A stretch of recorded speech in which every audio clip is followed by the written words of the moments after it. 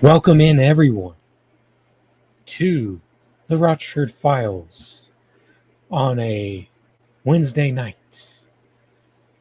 Coming to you live from the Mile Highland City. It is the host that's kind of between the coast. It's Andrew Rochford. Welcome in. As tonight's show will be a large focus of it will be on the Nancy Pelosi and her Taiwan visit discourse. Then, depending on how I feel after I get through all that, then I may work in some other stuff. Like, you'll see. But just depends on how it goes after I get through the bulk of this Nancy Pelosi. But first, as you come in, please like the stream, share it. Then, if you're someone new, please consider clicking that subscribe button as well. And if you're on the Twitch side of things, clicking that follow button would be much appreciated too. Then I'll probably do the locals thing tomorrow. The plan for now is to have try to do a 30-minute so on locals a week.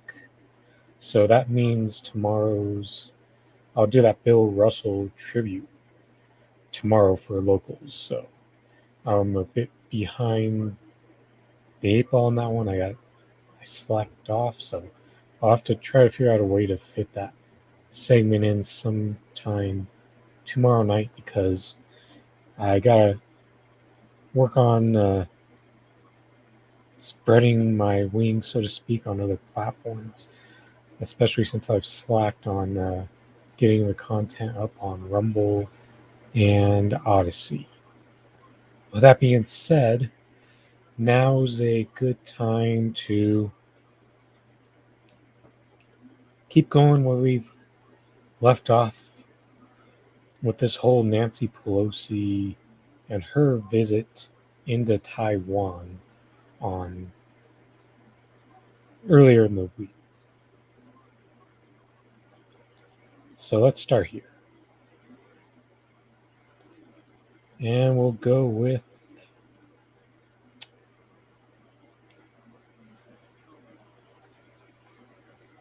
this right here. So a little headline from the New York Times. To start us off, a visit by House Speaker Nancy Pelosi would be seen by China as an affront, but current economic and political forces may make Xi Jinping unlikely to court a crisis.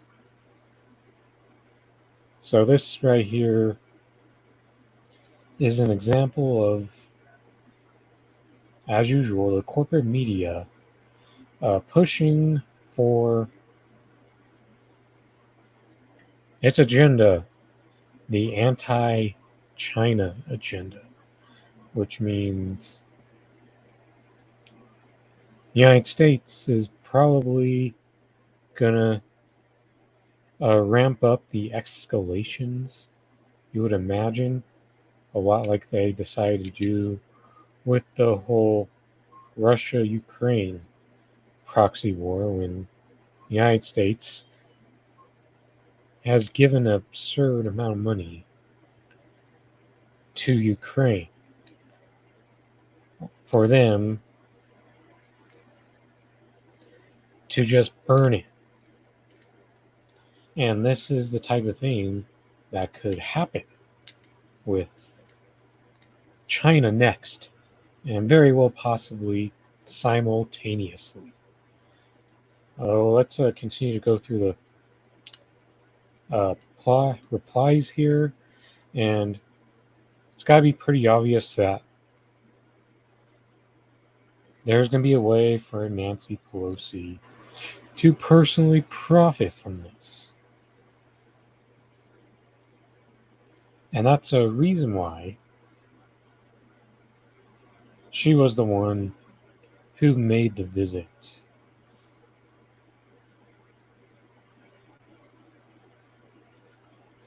And this reply right here from this mobile mask person is the type of stupidity logic that you get when it comes to this whole two-party team sports thing. Republicans are bashing Pelosi over this because one, she's Pelosi. Two, makes it tougher to say Dems are soft on China if she gets Z the finger and goes to Taiwan anyway. Ours had no problem with Nuke going to Taiwan. See the problem right here? It's the liberal brainworms on display right there. In the same way that they think that the only way to be electorally viable, like in the same way that they respond to the whole, oh, Democrats want to defund the police criticisms, or like when a Republican candidate tries to call them socialist. Yeah, it's not exactly an endearing strategy to say, oh, I agree, I don't want that either. Or, we dislike China as well. And we see why that hasn't worked electorally for Democrats for a long time. And that's because they're seen as the follower to the position and not the one who established it. So, of course, that's not going to appeal to the people who've already made up their minds that they'd much rather have the Republican candidate.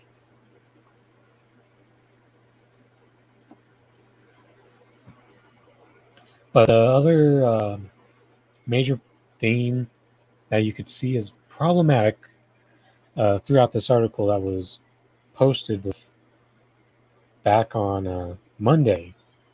It's the fact that they're trying to warm the people up to this.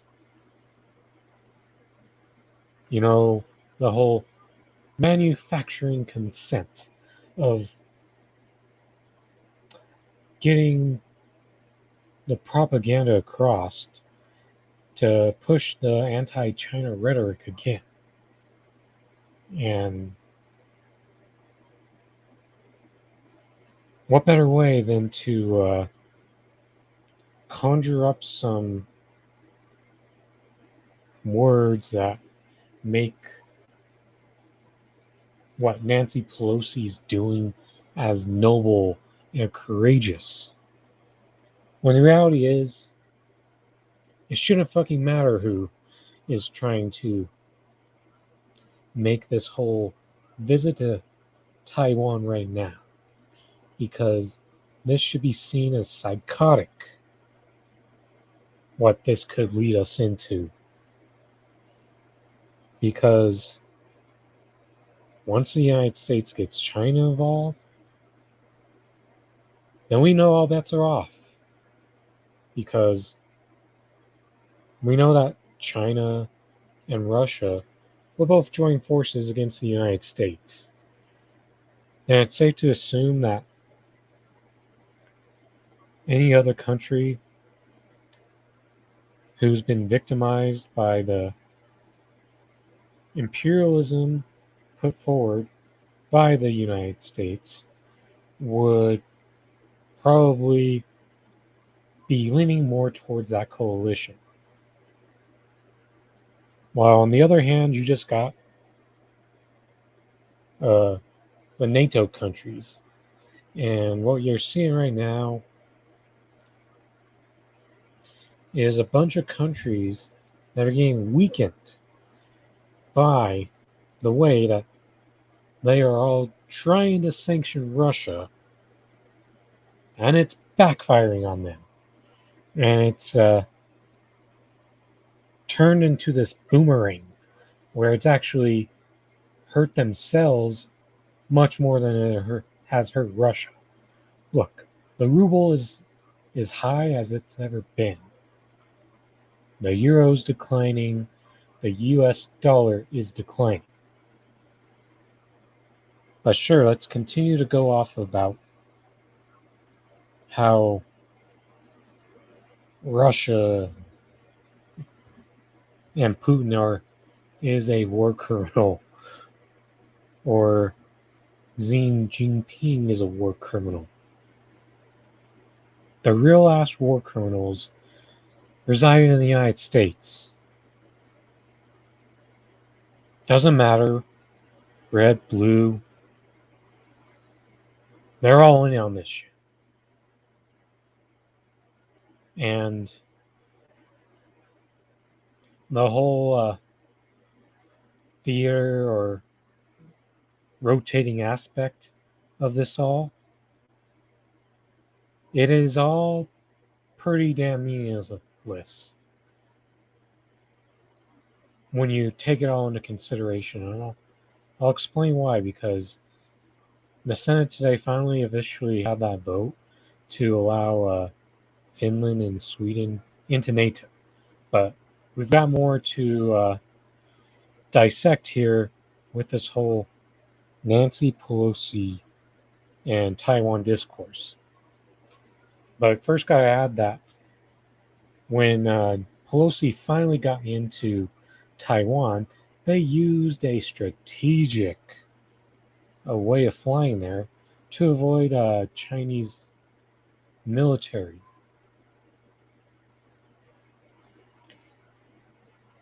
So fortunate.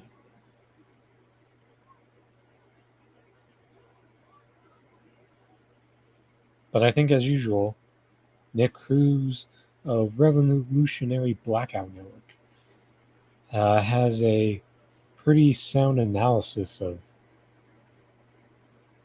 what to say. Thank God for the restraint of China. China had every right to shoot that hag in the sea. You know, but a war would destroy the global working class, and they acknowledged that. China constantly forced to be the adult in the room while the US is ran by psychopaths. And that part is well said right there. So this whole fear-mongering about China and so-called human rights abuses that this shitty ass Western propaganda tries to push on you, when the mountain of human rights abuses don't even compare. It's like this: when you really have an honest assessment of it, and it's the United States that's up here, then whatever happens in China is down here in comparison. Remember, China is the country that is put emphasis in trying to lift their citizens out of poverty. The United States is a country that is making an effort to keep their citizens down in poverty. See the difference here?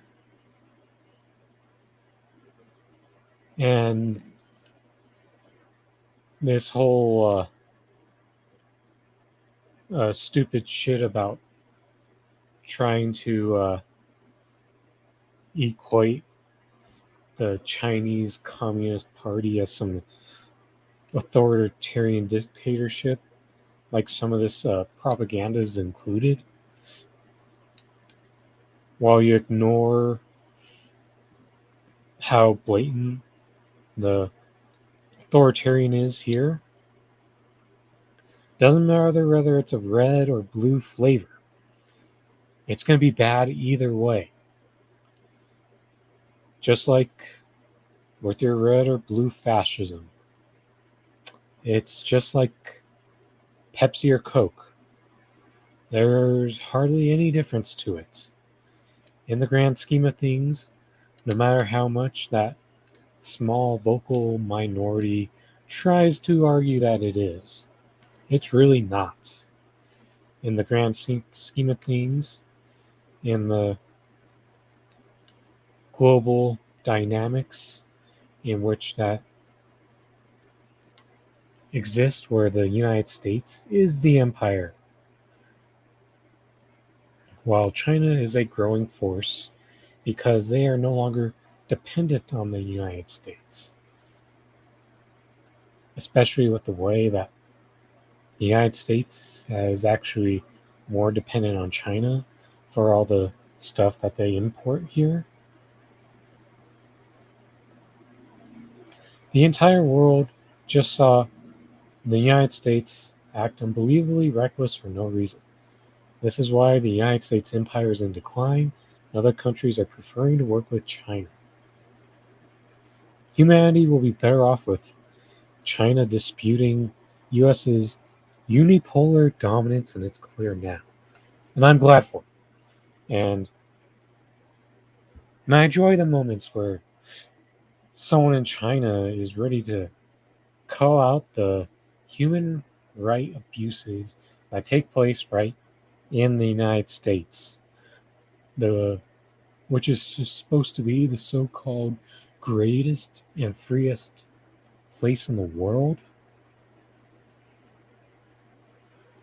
But we're the ones who have growing homelessness, a recession that is contributing to the worsening conditions of millions upon millions of people. And much of this could have been taken some action to correct this, but not from Joe Biden. No, no. They think things are starting to get fine again with a little drop in gas prices. But don't expect that to sustain itself.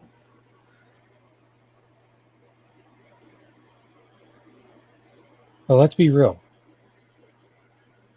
With the way Nancy Pelosi is, how are you supposed to believe that she's not the same? She's proven over several moments in her long dinosauric political career that she can be as much of a deranged psychopath as Donald Trump. In fact, they were such a good match for each other because they played very well off of each other for that performative outrage theater that got so many people get caught up, just like your hot wrestling feud at the moment. That's the type of thing that happened with Pelosi and Trump during Trump's presidency. But the thing is, people try to have this whole cognitive dissonance about how Trump was the only politician to be a deranged lunatic who was a hothead that lost it from time to time. But come on now. Democrats have plenty of those moments too. We can start with Joe Biden, who's had his moments of melting down when someone has tried to push back on him.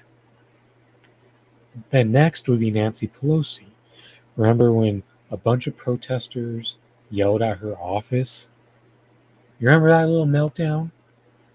And Kamala Harris has had her light moments of melting down. So these So this whole idea that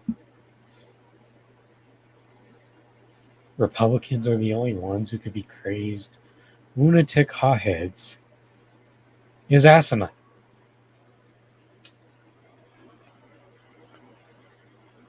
And that it actually takes a lot of discipline to show restraint in situations where it could be rightfully justified for China to take some real action against Nancy Pelosi. Although it was nice seeing Pasta's mom uh, joke about it on the Convo Couch Friday. Because China really should have taken some real action. Maybe that would make the United States start to think twice for once in their life. Even though, with the way the US war machine is, the moment that China really did take action against them, they're putting the draft on.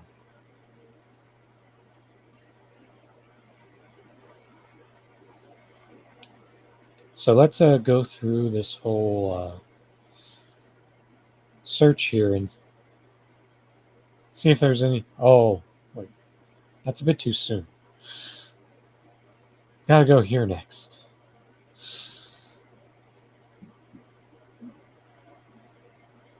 Where is it? There we go. If there's the worst part of like the whole feminist movement or the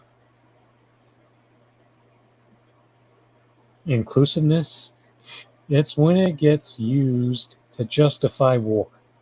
As you see from this tweet from Charlotte Clymer right here, a a lesbian military member, lesbian veteran that is. Speaker Pelosi landing in Taiwan to support their democracy despite repeated warnings from Xi Jinping is exactly the kind of energy we need right now. This is what happens when you allow fucking liberals to control the means of identity politics. Jinping, if you visit Taiwan, you'll be playing with fire. Pelosi, anyway. What's her? What's that mean? Is that just the way of saying, oh, rip the paper up?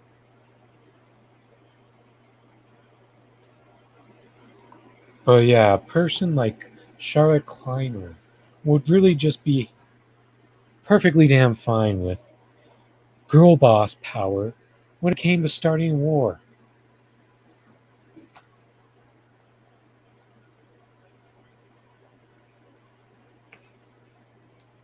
Well, for me, I don't give a fuck if the war is inclusive to the other parts of the rainbow.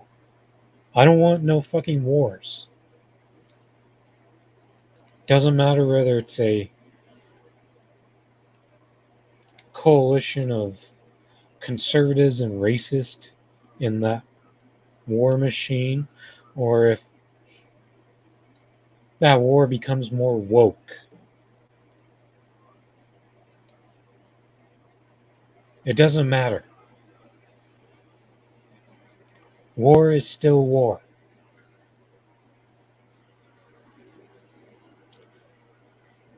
And inclusiveness is not is worth has a negative impact if you use it towards wars, imperialism, putting oligarchs in place who do the same damn shit.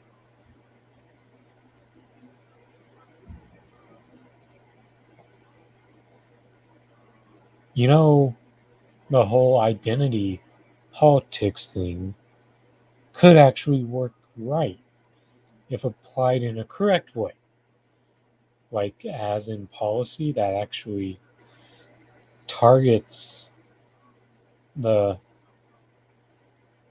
inequality and inequities of society.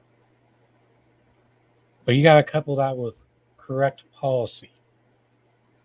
That shit doesn't work when you just put different faces in high places who don't make no changes.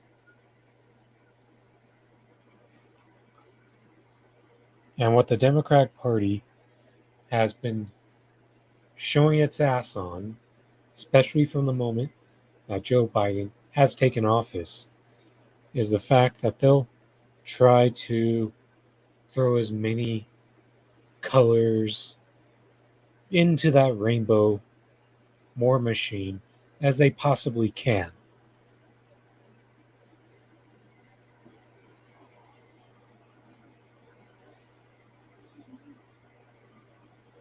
But we, the anti war left, want that inclusiveness to improve the conditions, the material needs of the people in its country. Because the United States is the richest country in the world. Hey, what's up, Yipper? Good to see you're first for once, man.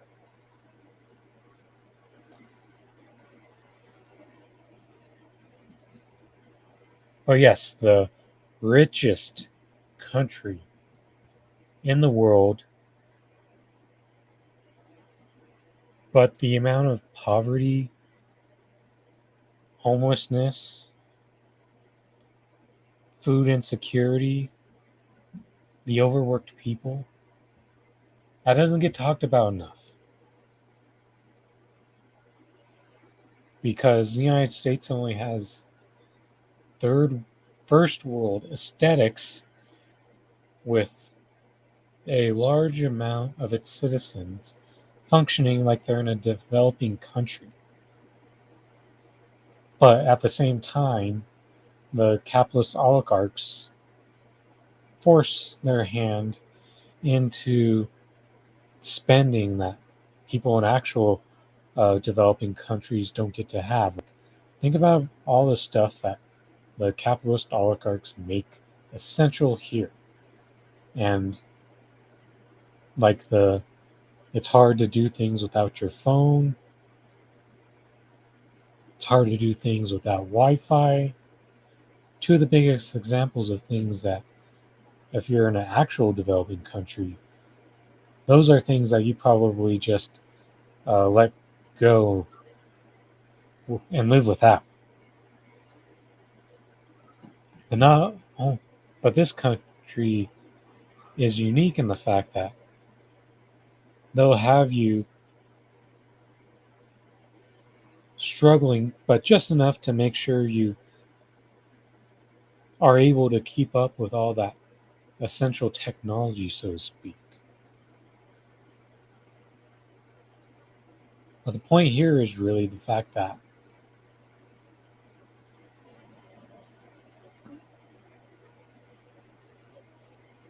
this is the brain rot of when your identity is just based on the current thing that the neoconservative establishment wants.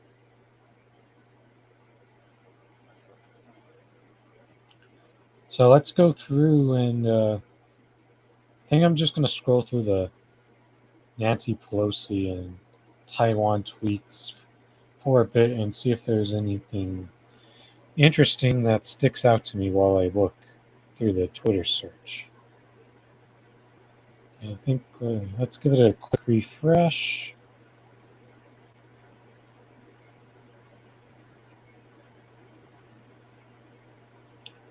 Let's start off with low key. I think this is a good tweet to share. As Nancy Pelosi pays a warmongering visit to Taiwan, remember that her political action committee PAC has received yearly funding from Lockheed Martin, Raytheon, Boeing, and Honeywell, which claims it has hardware on virtually every defense aircraft in the world. So progressive. And remember when in the 90s she used to talk about universal health care? But this is the dumb part about what happens when uh, the liberals try to co opt these terms like progressive, is that they use it to weaponize it towards war and profiting off of creating madness like this.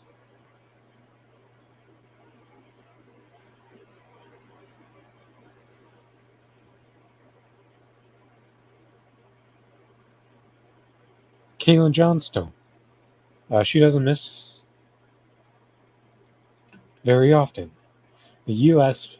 military was just used to help a dementia patient try to start World War III. Towards the end of her speech alongside Taiwan's President Tsai Ing-wen, Pelosi's brain underwent one of her increasingly common software glitches, causing her to begin babbling, often like her Good Morning Sunday morning. I think, oh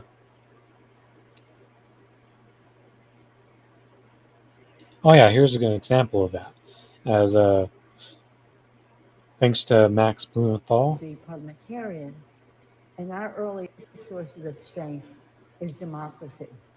I said at a meeting earlier with the parliamentarians, in our earliest days of our founding of our country, Benjamin Franklin presidency said, freedom and democracy. Freedom and democracy in one thing, security here. If we don't have, we can't have either if we don't have both. So security, economic, security, economy, and again, they're all, and governance, they're all related, and we want Taiwan to always have freedom with security, and we're not backing away from that. Okay? Thank you. It's a good time to cue up the Nick Young confused face.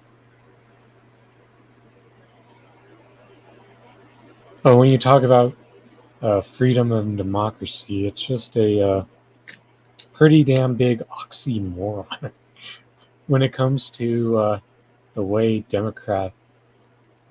this whole U.S. political ruling class is mentality towards it. Oh, point somewhere out in a country you don't like. Uh-oh, not a democracy.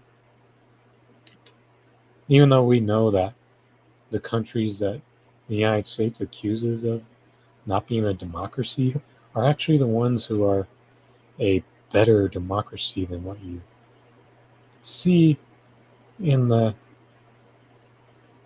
United States. A meeting earlier with the parliamentarians, in our earliest days of our founding of our country.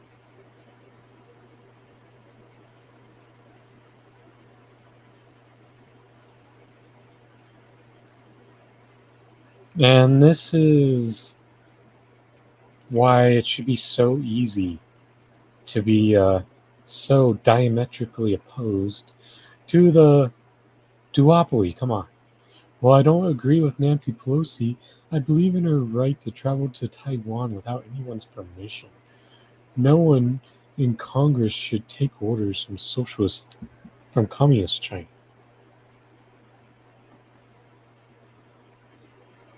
And this is what happens when you're in the same fucking club. They're always about war, first and foremost. Here's another one a couple weeks ago, a little over a week ago. from Mike Pompeo, one of the guys who hasn't found a war that he hasn't liked. Speaker Pelosi, Nancy, I'll go with you. I'm banned in China, but not freedom loving Taiwan. See you there. These are the moments that should break through your cognitive dissonance because Democrats and Republicans in near lockstep agreement on this.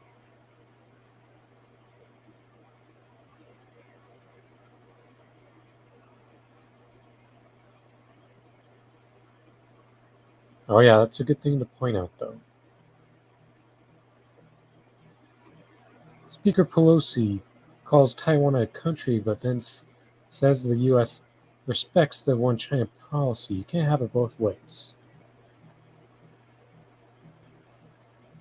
How does Nancy Pelosi spending 90 million of your taxpayer money on a trip to Taiwan to benefit her husband's portfolio make you feel? Apparently, not badly enough for people who should be really extremely outraged. But they were only outraged when it was like Kelly Loeffler who was, or I believe Marsha Blackburn was the other one. People only had the energy towards them, but not Nancy Pelosi, when Nancy is very much the same.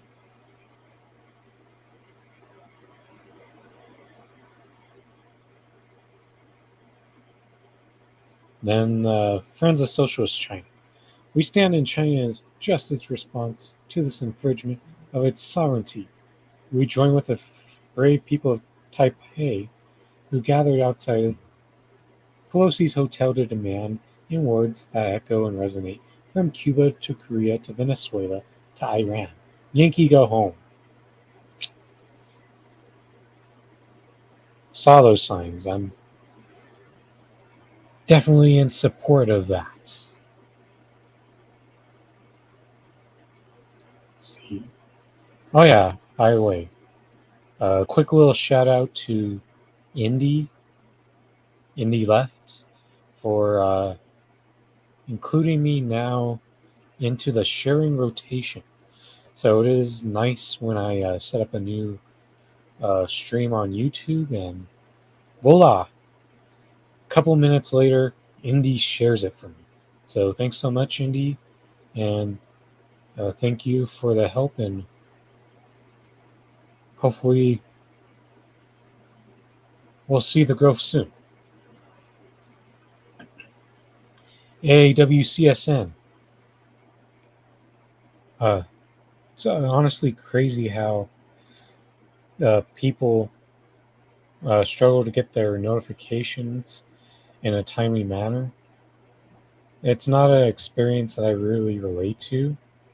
I think for me, the latest I've had it happen is I may get a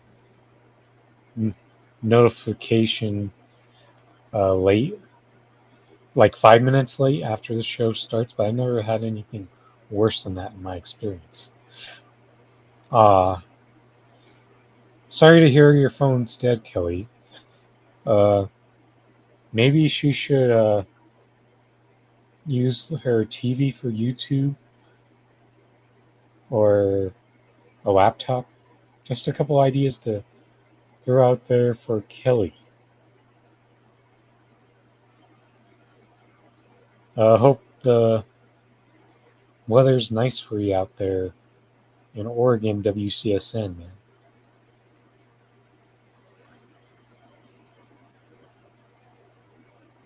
I think I've seen enough to where I'll just move on to Danny Haifong. So this, hey, look, a moment where I'm looking at myself uh, through the live stream of myself. I'm going to retweet it and see if I can bring someone else into that.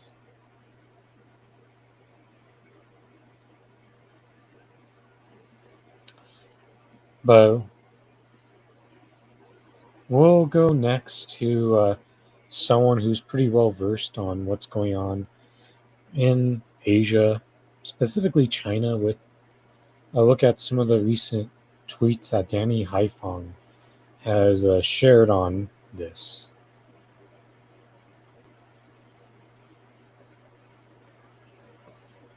So let's go here to Danny Haifong. We'll go to this starting point. China's response to Pelosi's Taiwan stunt teaches an important lesson. Just because you show your cards doesn't mean you gamble it away in a single move. China has economic and military advantages that U.S. interference cannot undermine. Time and history is on China's side. And this is a good example of the point to make here with the good part of showing discipline when China could have taken some form of action on Nancy Pelosi. China wouldn't have benefited from an aggressive move on Nancy Pelosi's aircraft. For those wishing for a war, take solace in the fact that U.S. empire is collapsing rapidly all on its own. And we know if China or Russia take the right calculated action, that it's only going to help increase that collapse and make it happen sooner for us and open up the door for the potential for socialism in the United States. At the same time, it could also make us a bit more susceptible to an even worse fascism, but this empire is so intertwined to it that it would be pretty unlikely. Breaking. China has announced that countermeasures to Pelosi's trip won't be a one-off. According to the People's Liberation Army, military exercises surrounding Taiwan will become routine in preparation for reunification. So that right there is an example of the such disconnect that the Western propaganda tries to give. That they try to say that Taiwan wants to become independent and free, when if anything, they're trying to work towards improving their relationship with China. 42% of Taiwan's trade is with mainland China. Now, China has announced a series of export bans, including on natural sand, a key element to Taiwan's semiconductor industry. Pelosi's trip will be a net loss for all those who support it. Just like anything the United States has touched, making shit worse for everyone, except for the people that they're, or the powerful people that they're really trying to make things worse for.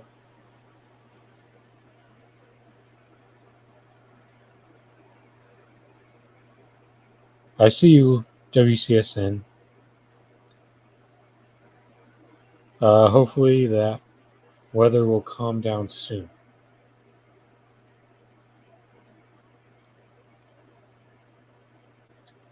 Pelosi's Taiwan stunt is a teaching moment. Washington stands for endless war, no matter the cost.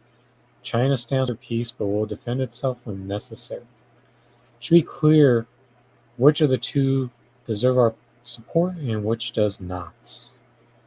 I think the country who is actually trying to do better for its citizens is the one that I'd rather put my support behind compared to the one who is clearly working against 90% of its citizens at minimum and as much as 99%. And I had highlighted this for a moment because I think this is an important distinction that the bullshit war grifters of the U.S. war machine have been lying to us virtually every time. They want you to think the United States is the one that stands for peace, but will defend itself when necessary. Wrong. It stands for the racket and will stir shit up when necessary. That's what the military, the US empire, is really about. And they do it in the name of manufacturing controversy to justify its existence. That's the type of shit that the United States is on. You know who else is a country that has a much better argument of standing for peace but will defend itself when necessary? Or hell, it's even more, the way that they're defending others is more justified than compared to the manufactured argument that just doesn't land when the United States says it, and that's Russia.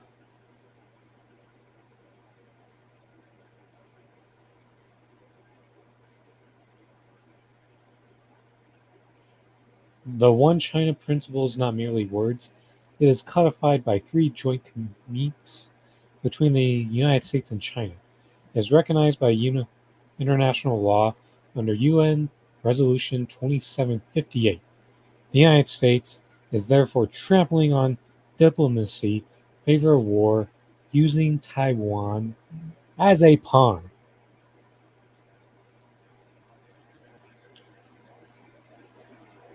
If there's anything about a high-level heel like the United States, it's the fact that they will break the rules for their own gain whenever possible, and they will do it, and not give 2 fucks afterwards when you try to call them out on it.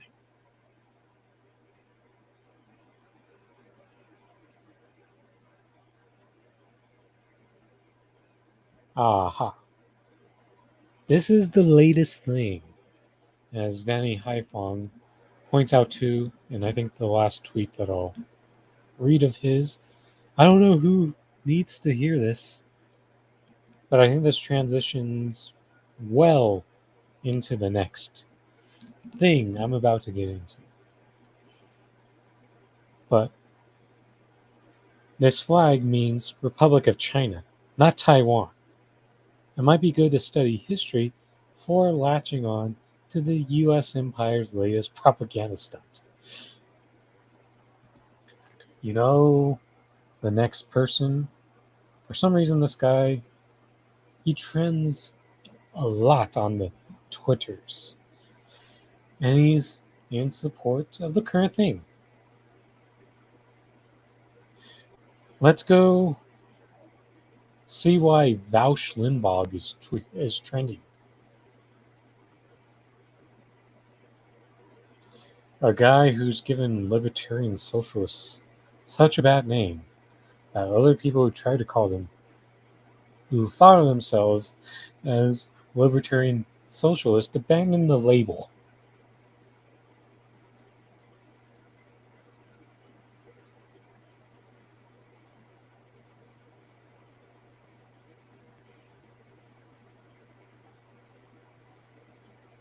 And he starts off with this meme. We might have lost this time, but mark my words, China will remember this, we'll have revenge. You see, we have already. I don't even know what you are talking about.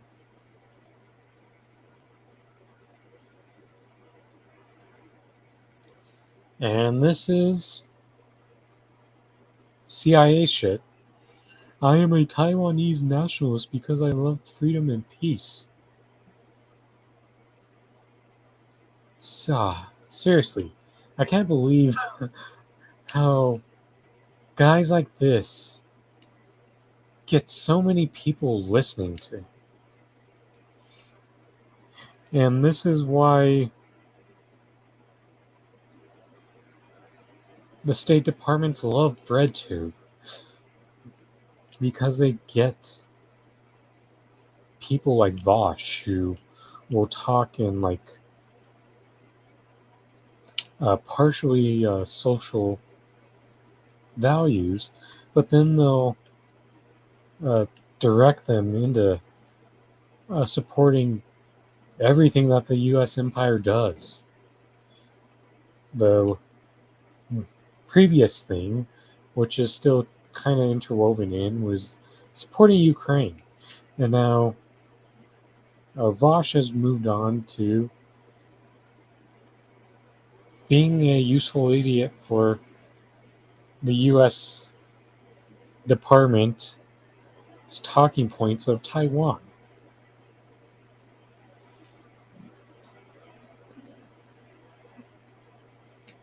You seriously lose brain cells when having to go through the way that this guy analyzes foreign policy.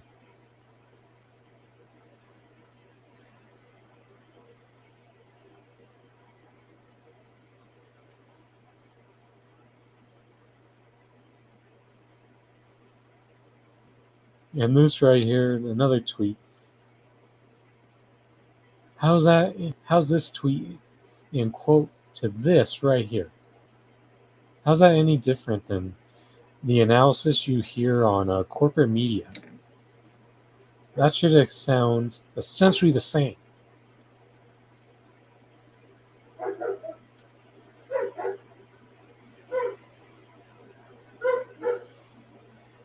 And this is the brainworms that you get.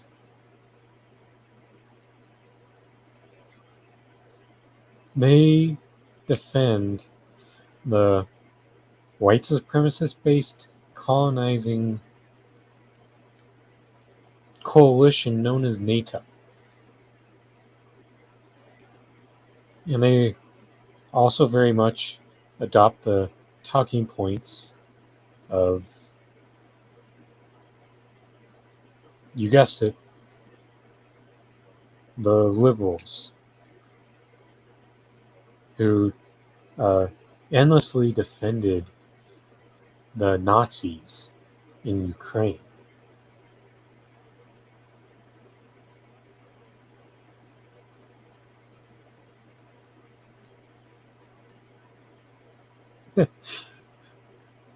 This is dumb right here. The absolutely absurd part is the amount of people who dislike Vosh who are actually pretty much in the same camp as him. And this chaotic leftist who uses a Fiorella profile pic is one of those examples, because they also use essentially the same CIA divisive tactics on the left.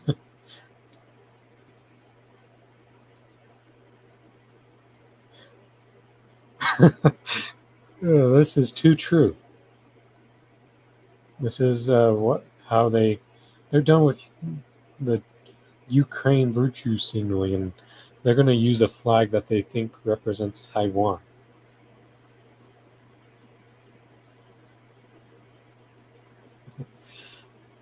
Ooh, yeah, that's a good tweet right there. Vosh, quote, black nationalism is nearly genocide and the same as being a Nazi.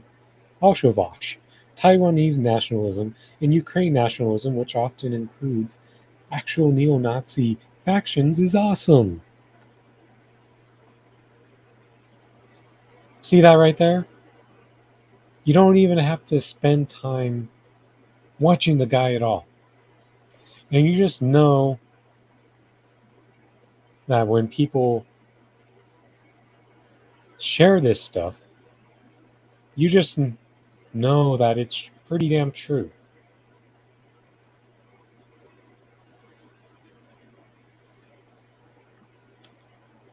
That's why it's important to expose how moronic this guy is. I support the current thing.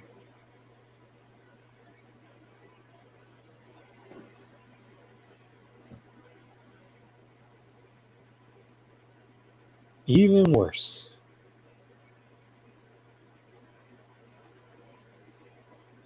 This is the type of shit that you get pulled into when you're stuck watching BreadTube.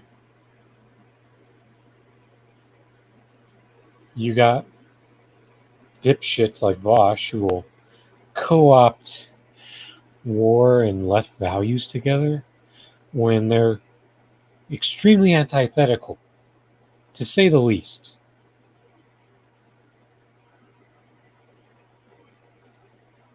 But I'm going to go with this next.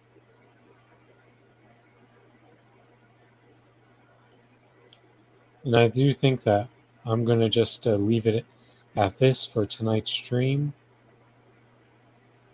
Where is it? There we go.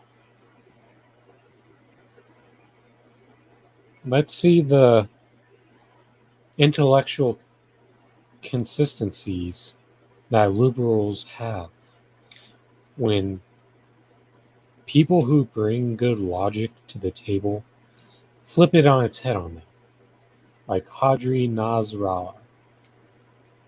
What if China started supporting an independence movement in Hawaii, and the Chinese officials flew across the globe to Hawaii to support Hawaiian sovereignty?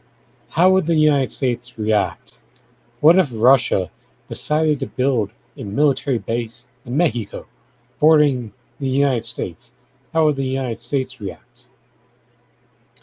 The United States is sanctioning and besieging nations across the globe, surrounding them with military bases, provoking civil unrest in them, bombing them, occupying them, looting their resources, and orchestrating coups in their governments. Why blame China and Russia when they retaliate? The real question is, do all U.S. foreign policy trolls here defending the American provocative move in Taiwan support independence of Donetsk and Luhansk? I do, since they are all about self-determination, or is it only legitimate when it's in the U.S.'s favor?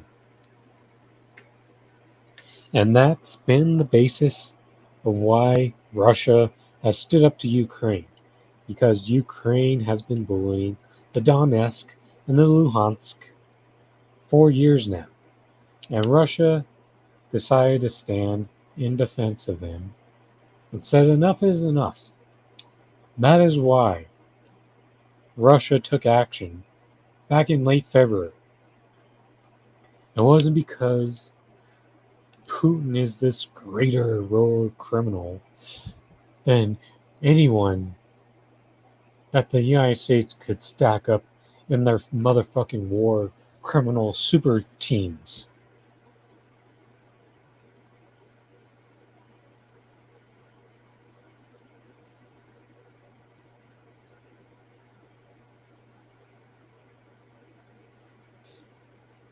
But you still got fucking liberals trying to contort themselves into pretzels, trying to debunk this type of logic.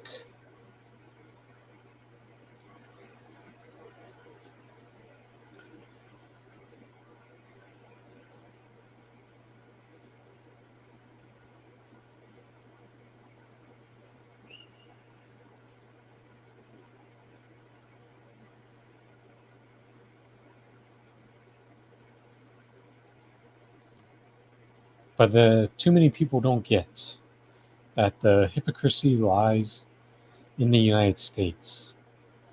They're ultimately the ones here that are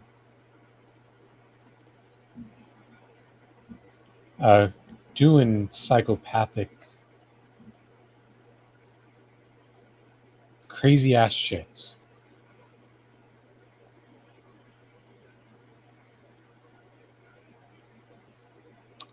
So, last thing for tonight on this. So,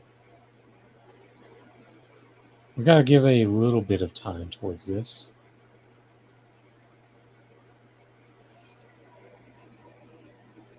But this is a theme that we've gone through a lot with the Russia and Ukraine,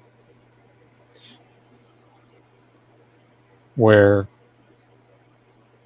liberals have gotten so deranged in anyone who is anti NATO, like ourselves, because we would like to see NATO abolished, first and foremost,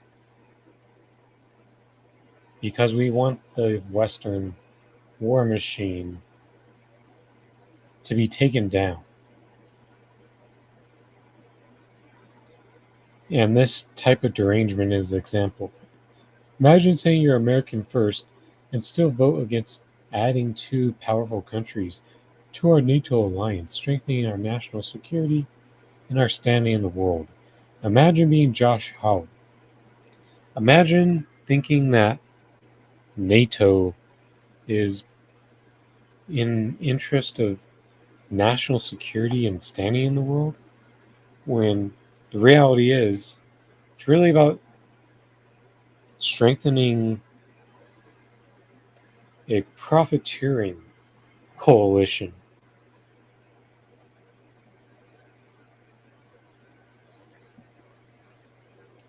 And when your brain is on the anti-Russian propaganda, you get really upset when you see someone vote for against this NATO expansion, which overwhelmingly passed.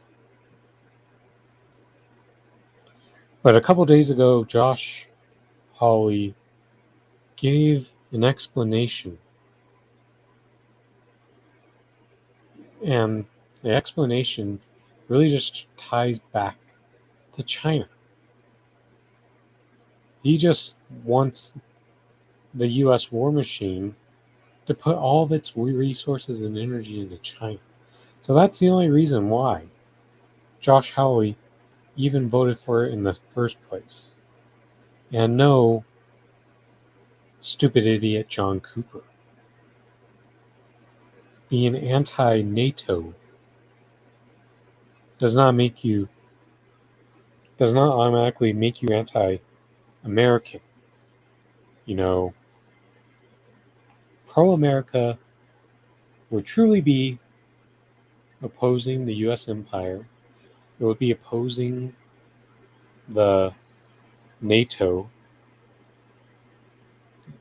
and it'd be opposing military industrial complex, the prison complex, the police. If you really liked America, those are positions you would take, not this simplistic outrage of thinking that a politician's anti-American just because they're not pro-NATO. And this is a Republican representative. No, that these two guys did not put America first. No. They just don't want to put the NATO first. What they really want to put first is being anti-China first. So, in the grand scheme of things, it really just doesn't matter whether, because that vote just means they get to take the stance of wanting the resources to get shifted over there. Probably because they may have had enough of doing it in Russia and Ukraine. And it's really insane, man. If this goes the way it could go, the US could simultaneously have proxy wars in China and Russia. Crazy times, to say the least. Although, with that being said, I think I'm just going to end the stream here for tonight. Thanks so much to all of you who came to show up for tonight's episode of the Rochford Files with your host, Andrew Rochford. So,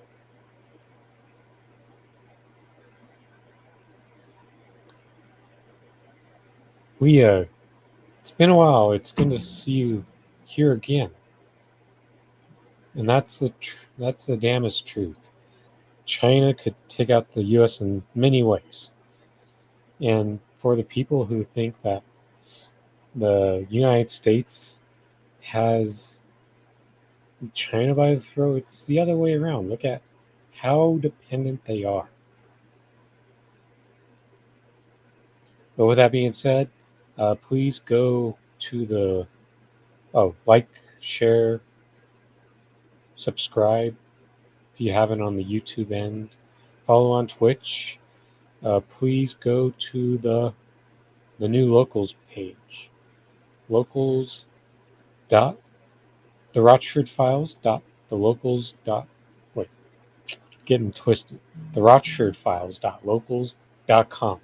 I just created a locals account back on Sunday. So please go there, because I will be, the next time I go live, I'll be having a Bill Russell tribute segment for locals. But if I do anything soon, I think it's going to be a all sports exclusive stream.